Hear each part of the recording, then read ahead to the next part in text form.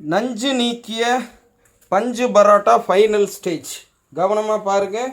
மைதாவை கண்டு பயந்து கொண்டிருப்பவர்கள் அதில் உள்ள அரசியலை பற்றி தெளிவு பெற்று கொள்ளுங்கள்.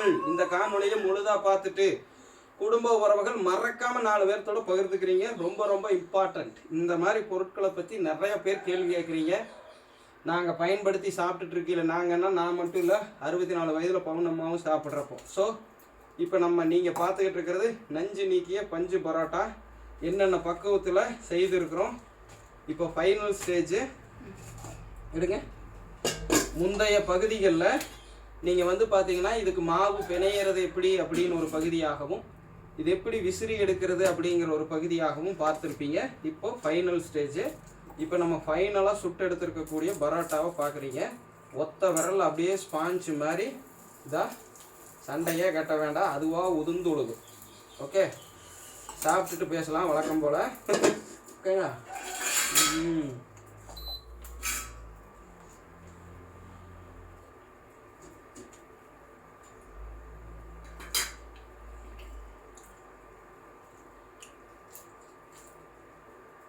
நிறைய பேருக்கு இதோட பக்குவத்தை க்ளோஸ் காட்டிடுறேன். கேமரா வர முடியாது, நான் வர்றேன். சரிங்களா?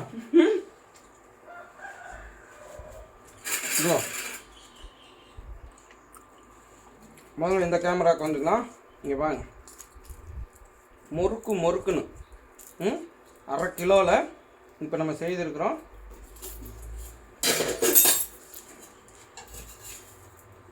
எல்லாமே அதே மாதிரி தான். வெறும் பரோட்டாவை வேறு லெவலில் செய்யலாம். Ration palm oil.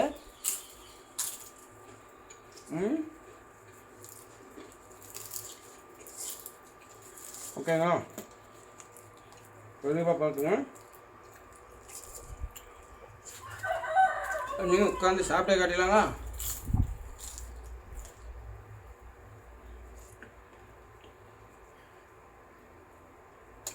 இந்தாங்க.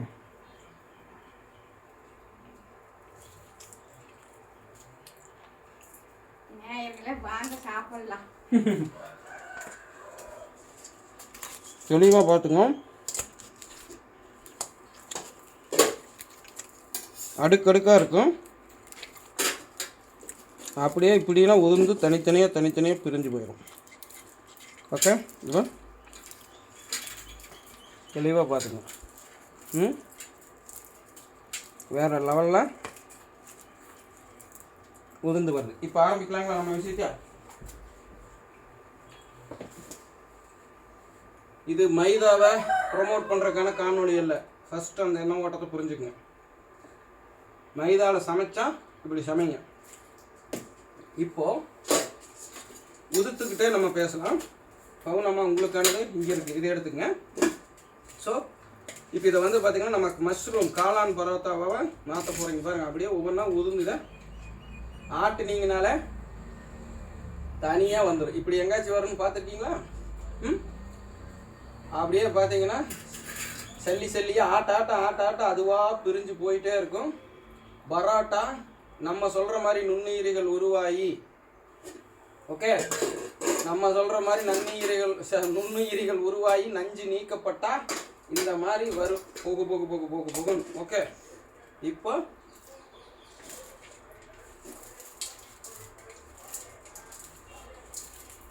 உதுத்து இதை இனி தாளித்து இங்கே பாருங்க.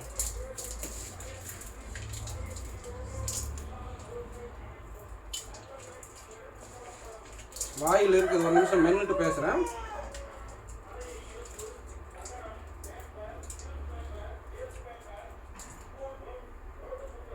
திடீர்னு செய்திகளில் பரோட்டாவை பற்றி காணொளி வர்றதை உங்களால் பார்க்க முடியும்.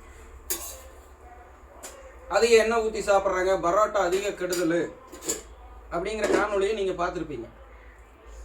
ஆனால் அதே மைதாவை வச்சு செய்கிற மற்ற பொருட்கள் எல்லாம் நீங்கள் நோட் பண்ணிக்கங்க. நம்மளை மாதிரி ஏழை எளிய நடுத்தர வர்க்கங்கள் பயன்படுத்துகிறத தவிர்த்துட்டு ஹைடெக்குக்கு போகும். பார்த்தீங்களா? பீஸா, பர்கர், பப்ஸ், கேக், ஏன் காளான் சில்லின்னு ஒன்று இருக்குன்னு தெரியுங்களா? மைதாவையும் முட்டைக்கோசையும் போட்டு செய்கிறது. அதை பற்றி எங்காச்சும் செய்திகள் அதிகமாக வந்து பார்த்துருக்கீங்களா? அதாவது பரோட்டாவோட கம்பேர் பண்ணல எப்பெல்லாம் அந்த பரோட்டாவை பற்றின செய்தி வருதோ நீங்கள் வேறு எதுவும் திங்க் பண்ண வேண்டாம். அப்போ மைதாவுடைய விலை என்ன, இந்த மைதா மாவுடைய 1 கிலோ விலை என்னன்னு நோட் பண்ணுங்கள். அந்த செய்திகள் வராதப்போ மைதா மாவுடைய விலை என்னன்னு நோட் பண்ணுங்கள். அந்த அரசியலில் நீங்களே புரிஞ்சுக்குவீங்க. அதை பற்றி நான் மேற்கொண்டு உங்களுக்கு விளக்க வேண்டிய அவசியம் இல்லை. இப்போ நம்ம சொல்ல வர்றது என்னென்னா, மைதா நல்லதுன்னோ கெட்டதுன்னோ உங்கள் முன்னாடி வைக்க வரல. இது கெடுதல்னு நீங்கள் தவிர்க்கிறீங்க அப்படின்னா இதுக்கு முன்னாடி தவிர்க்க வேண்டியதெல்லாம் நிறையா இருக்குது. அதை கண்ணை மூடிட்டு தின்னுட்டு இருக்கிறீங்க. அதில் முதல்ல கான்சன்ட்ரேஷன் செலுத்துங்கன்னு சொல்ல வரோம். அது ஏற்கனவே லிஸ்ட் அவுட் போட்டிருக்கிறேன், தெளிவாக பார்த்துங்க. பாக்கெட்டில் அடைத்த மசாலா பொருட்கள், அதுலேயும் இஞ்சி பூண்டு, பிரியாணிங்கிறது அப்பேற்பட்ட ஒரு மருத்துவ குணம் கொண்ட உணவு.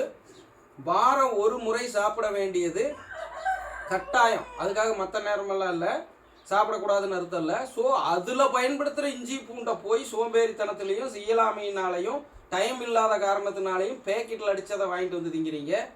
கலப்பட மஞ்சள் அதிகமாக பயன்படுத்துகிறீங்க. லெட்க்ரோமைட்டு, மெட்டானிக் எல்லோன்னு 2 வகையான கெமிக்கல்கள் தரமற்ற மஞ்சள்களில் கலக்கப்பட்டு வருவதாக நான் சொல்லலை. ஃபுட் சேஃப்டி ஆஃபீஸர்லேருந்து பெரிய பெரிய செயற்கைக்கோள் தொலைக்காட்சிகள்லேருந்து இந்த பிரச்சனையை எடுத்து உங்கள் முன்னாடி வச்சுக்கிட்டு இருக்கிறாங்க. அதிலிருந்து எடுத்து தான் நான் உங்களுக்கு வழங்குறேன். ஸோ அந்த மாதிரி கெமிக்கல்கள் கலந்ததையும் தரமற்றதையும் எண்ணெய், மரச்செக்கு நல்லெண்ணெய், தேங்காய் எண்ணெய், கடல் எண்ணெய், பாமாயிலையுமே சுத்தி செய்து பயன்படுத்துறதெல்லாம் இல்லாமல் நீங்கள் இன்னைக்கு எண்ணெய்ங்கிற பேரில் பேக்கெட்டில் வெவ்வேறு பக்கம் என்னென்ன வாங்கி தின்னுட்டு இருக்கிறீங்கன்னு உங்களுக்கே தெரியும், தெளிவாக பார்த்து. அத்தனையெல்லாம் விட்டுட்டு இது மட்டும்தான் கெடுதலாம். என்கிட்ட கூப்பிட்டு கேட்ட நிறைய பேர்த்துக்கிட்ட நான் ஒரு கேள்வி வச்ச மக்களை, இத்தனை கேள்விகளுக்கு பதில் சொல்லுங்கன்னு அவங்க சொல்கிறப்ப இதை விட இது ஒரு 10%ன்னு வச்சிங்களா, அவங்க 90% பிரச்சனை உள்ளதெல்லாம் கண்டுக்காமல் சாப்பிட்டுக்கிட்டு இருக்காங்க. சரிங்களா? ஸோ முதல்ல நீங்கள் அதெல்லாம் படிப்படியாக நிறுத்திட்டு இயற்கையான காய்கறியை மட்டும்தான் நான் வளர்த்துறேன், நானே பயிர் பண்ணுறேன், எந்த ஒரு ரசாயனமும் தெளிக்காமல் இயற்கையாக நானே விளைவிச்சு எடுத்துக்கிறேன், அது முழுக்க முழுக்க நாட்டு ரகம், என்னங்க முழுக்க முழுக்க அது நாட்டு ரகம் மட்டும்தான், வேற எதுவும் இல்லை அப்படிங்கிறதெல்லாம் உறுதிப்படுத்தி அதை மட்டுமே எடுத்து அதை பக்குவமாக சமைச்சு சாப்பிட்டுக்கிட்டு தேவையான எண்ணெயிலிருந்து மற்ற எல்லா இன்க்ரீடியன்ஸையும் நானே சொந்தமாக தயாரிச்சுக்கிறேன், இல்லை சுத்தமாக தயாரிக்கிறது 100% உறுதிப்படுத்தி பயன்படுத்துகிறேங்கிற நிலைக்கெல்லாம் வந்துட்டு அதுக்கப்புறம் பரோட்டாவை பற்றி பேசுங்க. அதுக்கு முன்னாடி நீங்கள் பரோட்டாவை பற்றி பேசி ஒரு பிரயோஜனமும் இல்லை. சரிங்களா? தெளிவாக புரிஞ்சுக்கங்க.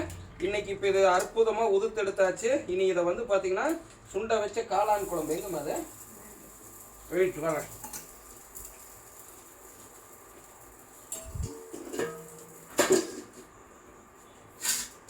ஏன்னா ஒர்க் அவுட் அப்போவே மக்களை இதை காமிச்சேன், ஆனால் என்ன ஆகி போச்சு, டவர் இல்லாதனால கட் ஆயிடுச்சு. அரைக்குயா இப்போ நீங்கள் பார்த்துட்டு இருக்குது இந்த பரோட்டா இருக்கா, அதுக்கு எண்ணெய் ஊற்றாதம்மா, இந்த பரோட்டாவில் அப்படியே எடுத்து போட்டுக்கலாம். இப்போது எண்ணெய் சிந்தினதுக்கு ஒரு பரோட்டா போட்டேன். இப்போ நீங்கள் பார்க்கறது காளான் குழம்பு, காளான் கிரேவி. ஞாயிற்றுக்கிழமை காலையில் வச்சது, இன்னைக்கு செவ்வாய்க்கிழமை காலையில். திரும்ப திரும்ப சூடுபடுத்தி சாப்பிடலாமா? நோட் பண்ணுங்க, சூடுபடுத்தி சாப்பிட்றது தப்பு தான், ஆனால் சுண்டை வச்சு சாப்பிட்லாம். சுண்டை வச்சு சாப்பிட்றதுக்கும் சூடுபடுத்துறதுக்கும் வித்தியாசம் இருக்குது. சுண்டை வைக்கிறது வேற, சூடுபடுத்துறது வேற, 2 ஹீட்டு தானே பண்ணுறோம் அப்படின்னு சொல்லக்கூடாது. ஏற்கனவே டிஃப்ரென்ஷியேஷன் காமிச்சிருக்கிறேன். சுண்டை வைக்கிறதுங்கிறது எப்படி நடக்கும் அப்படின்னு பார்த்துக்குங்க, இல்லை உங்கள் வீட்டு பாட்டி தாத்தா கிட்ட கேட்டுங்க. இப்போது இந்த மஷ்ரூம் கிரேவி 2 days ஓல்டு, அது கூட இப்போ ஃப்ரெஷ்ஷாக செஞ்ச நம்ம நஞ்சு நீக்கிய பஞ்சு பரோட்டா.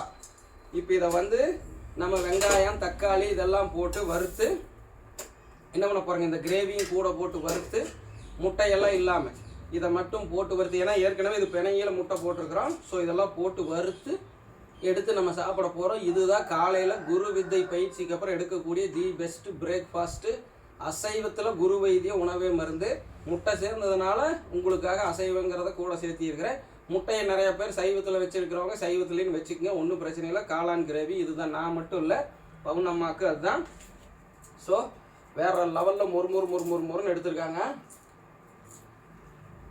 இந்த பரோட்டாவை பவுனம்மா சும்மா சாப்பிட்றதுக்கே பிடிக்கும், அவங்க சும்மாவே சாப்பிட்டுக்குவாங்க. ஸோ நாங்கள் வாரம் ஒரு முறையோ 15 நாளைக்கு ஒரு முறையோ கட்டாயம் இருக்கும். 15 நாளைக்கு ஒரு முறை பயன்படுத்திடும். 1 கிலோவில் போடுவோம். இப்போ 1/2 கிலோவை பயன்படுத்திக்கிறோம். ஏன்னா இப்போ தான் எடுத்து நம்ம ஞாயிற்றுக்கிழமை எடுப்போம். போன வாரம் தான் எடுத்தோம். அதுக்கப்புறம் மறுபடியும் எடுக்கிறனால 1/2 கிலோ பயன்படுத்திக்கிறோம். ஸோ இதுவே எங்களுக்கு ஒரு நேரத்துக்கு சரியாக இருக்கும். அதோட முடிஞ்சும் போயிடும். ஸோ தெளிவாக பார்த்துங்க.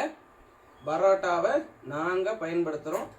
போதிய அளவு பக்குவத்தோடு சமைச்சிக்கிட்டு குரு வைத்திய உணவே மருந்தாக பவுன் ஃபுட்ஸுடைய பாரம்பரிய முறையில் அதுக்கேற்ற குரு வித்தை பயிற்சிகளையும் எடுத்துட்டு குரு சாப்பிட்றாரு, அவர் நல்லா இருக்கிறாரு, பவுனம்மா சாப்பிட்றாங்க நல்லா இருக்கிறாங்கன்னு நீங்கள் இந்த மாதிரி வாழ்விகளெல்லாம் இல்லாமல் நீங்கள் வாழ்ந்துகிட்டு இருக்கிற அந்த கார்பரேட் அடிமை வாழ்க்கையிலேயே அதை எடுத்துக்கிட்டிங்கன்னா என்ன நடக்குன்னு நீங்களே முடிவு பண்ணிக்கங்க. நான் சொல்ல தயாராக இல்லை. ஸோ அடுத்த பதிவில் சந்திக்கலாம்.